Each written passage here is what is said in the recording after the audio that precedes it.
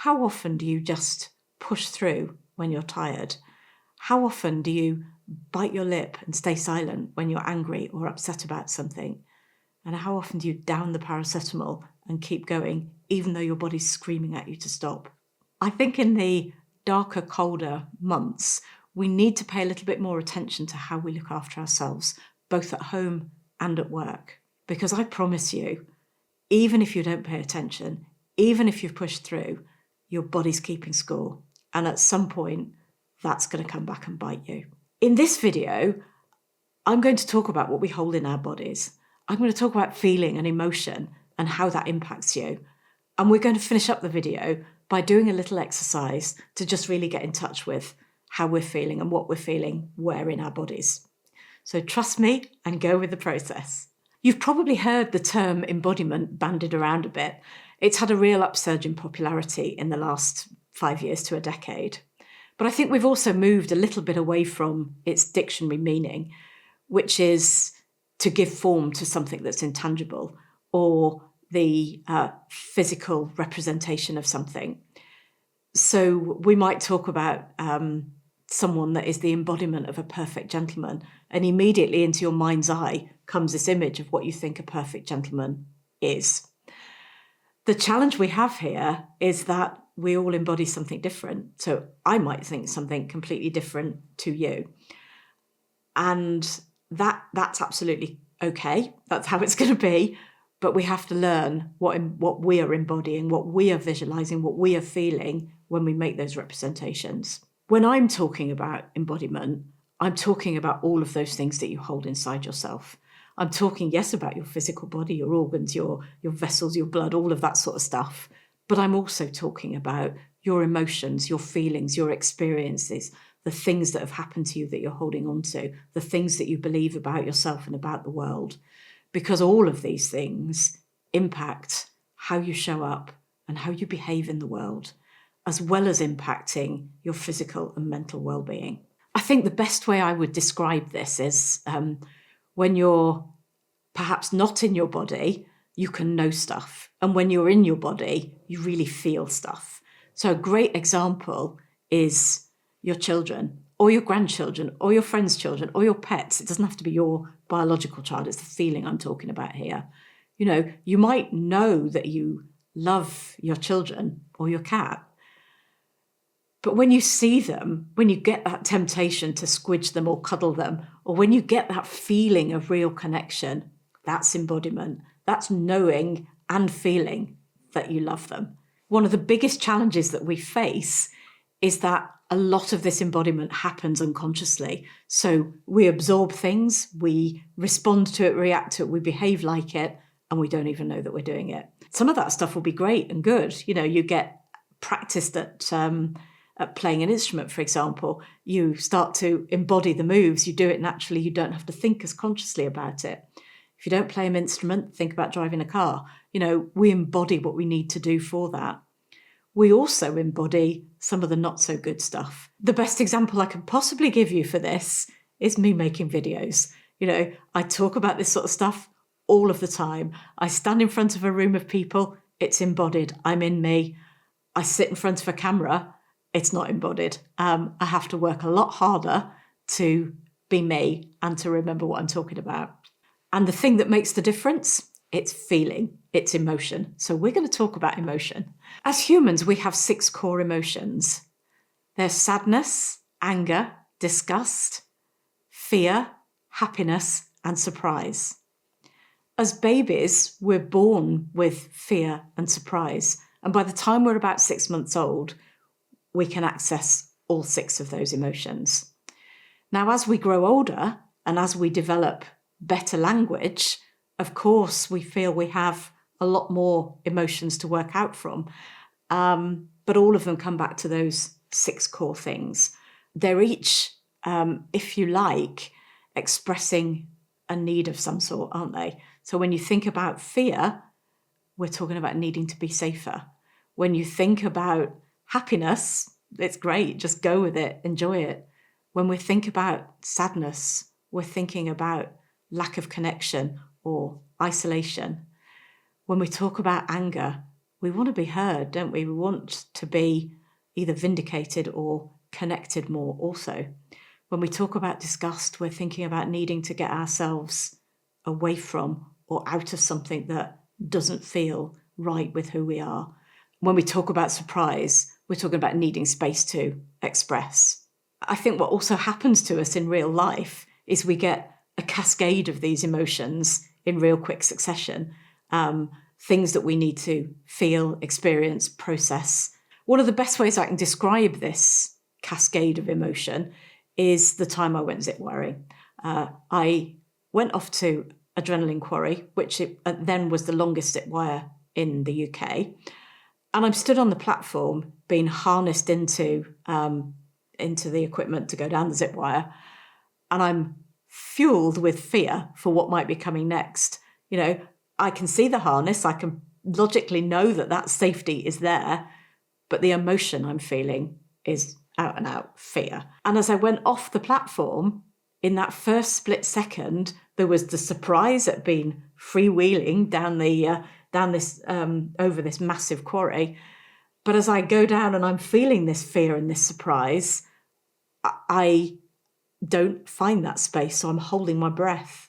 And it's a few seconds before that real logical processing kicks in to say, you can't actually hold your breath for the minute and a half that this zip wire is going to take. You need to let go. I get the space to process that emotion and I breathe. And as I breathe, I start to get filled with the happiness and joy of what I'm actually experiencing.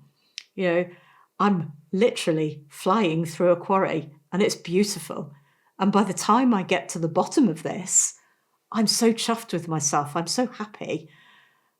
And I'm also shaking and quaking and feeling the adrenaline that is surged through my body from the fear. So those emotions have all cascaded on top of each other. And in that moment, I can choose a few things, can't I? I can choose to embody the fear that I felt at the top of the zip wire and never do that again. Or I can choose to embody the sense of achievement, the happiness, the expansion that I got from having that experience, which of course is what I did. I'd processed all of that emotion. I was able to take forward an enjoyable experience. But oftentimes we don't actually process our emotions. We just hold on to it. So whether that be fear, maybe you're having a really stressful time at work, and instead of acknowledging that, instead of doing something to decompress, you keep pushing through and you keep pushing through and you keep pushing through. And what your body is doing is just absorbing all the stress, all the impact of the physiological changes that you're going through. So you start to feel anxious, you start to get aches and pains, you start to feel not quite right in yourself, not quite connected with what you're doing. You've embodied that emotion, you've embodied that stress. Another example might be when you have an argument with someone that you care about, someone that you love. You feel angry, you feel disconnected from them, you feel done to. But instead of working with that, going away and processing it for yourself, or circling back to the conversation when the temperature's gone down a little bit, you hold that. And so then your next interaction with that person, or your next interaction in a similar circumstance, what comes up for you is, I'm angry, I'm holding this anger, I'm going to do before I'm done to, or I'm not going to get into this conversation because I don't want to feel like that again. It's changed the way you behave because of what you've embodied. Happiness does exactly the same thing. You know, when you are really in the zone, when you're really doing something that you enjoy, when you're really in that groove, you feel it, you feel settled into it. And if you pay attention to that, you learn how you can replicate those feelings in other parts of your life. The challenge a lot of us face is that much of this embodiment happens unconsciously. We don't pay attention to how we feel. We don't notice what we process. We don't notice what we lock away. And partly this is because we have a sort of filtering system whereby we want our experiences to be pleasant, non-confrontational. We're taught to conform from a very young age. We're taught to be socially acceptable. So we show up with the stuff that is acceptable and we lock the rest of it away. But that doesn't mean that we don't embody it. And I think the most harmful bit of that is most of us, most of the time, don't even know that that is what we're doing. And in part, that's because we don't pay enough attention to our bodies. And it's in part because sometimes those places are a little bit uncomfortable and a little bit dark to go and look at. But just because you don't go and look doesn't mean it's not going to cause you harm. So what I'm going to finish this video with is a little exercise to just help you to get much more in touch with your body. This isn't therapy. It isn't deep meditation. It is just a very literal light touch of how am I feeling right now? What might I need to pay a bit more attention to? So I'd like you first to just get yourself comfortable. It might be sitting. It might be lying down. Wherever you are, I want you to feel the support underneath you. I want you to be able to lean into your chair, feel the weight of it holding you up. And then I'd like you to just take a deep breath with me. So breathe in deeply, feel that air all the way down into your lungs and hold it. And breathe out slowly. And again, in through your nose. Feel that air going in through your nose, down the back of your nose, and deep, deep into your lungs. And hold. You might feel your belly expanded. You might feel your lungs expanded. And then breathe slowly out. And as you start to relax into your chair, as you start to feel safe and supported, we're going to just keep breathing at a pace that is comfortable for you. We're going to start with your feet. Feel your feet. Wriggle your toes around. Maybe twirl your ankles. What do you notice? What do you feel in your feet? If you stretch your toes out, if you scrunch your toes up, what do you notice? What are you feeling? And then gently move up through your ankles, into your legs, into your calves. Perhaps move your knees around a little bit. Bend them, straighten them a little bit. Lift your feet off the floor if you want to and wiggle them around. Again, what do you feel? Do you hold tension in your calves? Do they feel tight? Are they free? Are you able to move easily? What do you notice? Same with your thighs. Just keep scanning up your body. As you're sitting in the chair, how do your thighs feel? And if it works for you and you want to, touch them, squidge yourself, have a feel. Notice what you need to notice about your body. And into your hips and your bottom. And all you're doing here is noticing, is feeling. That's the whole purpose of this exercise. Be in your body. What do you feel? What about your belly? How does that feel? And again, if you want to, touch your belly, squidge yourself. If you don't, think about maybe what's going on inside your belly. How does that feel for you? And as you come up through your torso, what about your diaphragm? Is that feeling relaxed and moving gently with your breathing? Are you holding it tight? Is the tension there? What do you notice? And come to your heart. And often it helps people to put their hands over their heart and really feel their heart. Because each organ in your body, each part of you holds different things. It means different things to us. When I put my hand over my heart, I feel the very essence of who I am as a human being. That might be somewhere different in your body for you, but you need to know. As you come into your lungs and your breathing, do you notice, is that free and easy? Is there some tension? Is there some stretch? Same with your shoulders and your neck. As you start to move your shoulders around, how do they feel?